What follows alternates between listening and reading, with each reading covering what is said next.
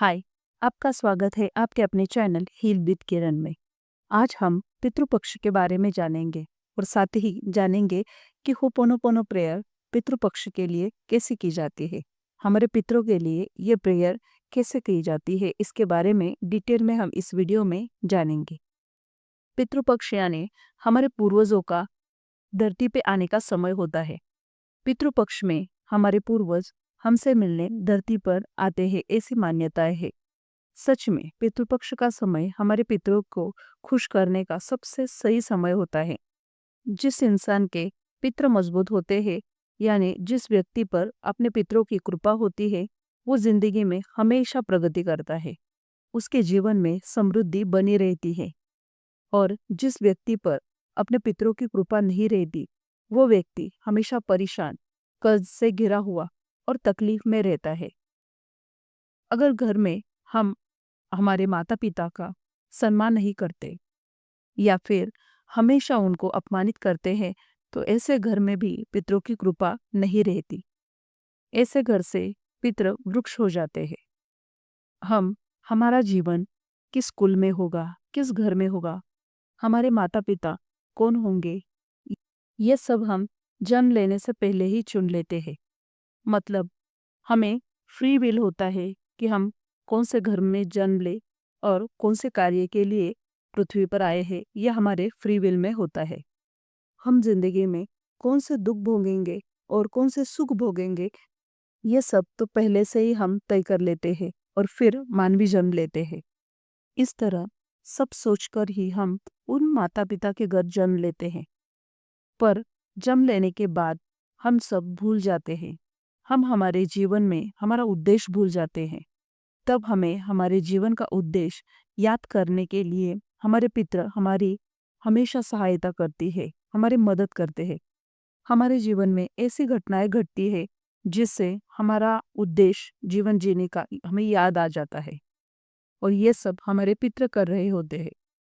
जीवन की इन परिस्थितियों में जब हम सही मार्ग का चुनाव करते हैं, तो हमारे पितरों की हम पे कृपा बरसती है। हर काम में जीत मिलती है। लगता है जैसे कि किसी की कृपा हम पे हुई है।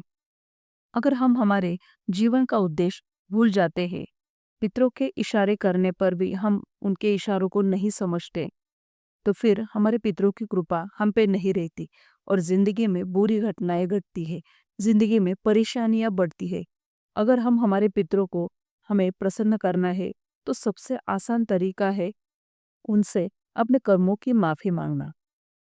अगर हम उनकी माफी मांगते हैं और उनसे कहते हैं कि हम आपसे बहुत प्यार करते हैं, आपके वजह से हम इस पृथ्वी पर आए हैं, आपकी कृपा हम पे बनाए रखे और हमें आशीर्वाद दे, तो फिर आपके जीवन में सच में बरकत आ जाती है।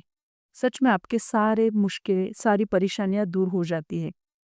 पर ये माफी हम होपोनोपोनो प्रेयर के साथ मांग सकते हैं। तो चलिए जानते हैं होपोनोपोनो प्रेयर अपने पूर्वजों के लिए कैसे करें। हमें हमारे पितरों को याद करना है और अपने कर्मों की क्षमा उनसे मांगनी है। I am sorry my dear pitar, please forgive me, thank you and I love you.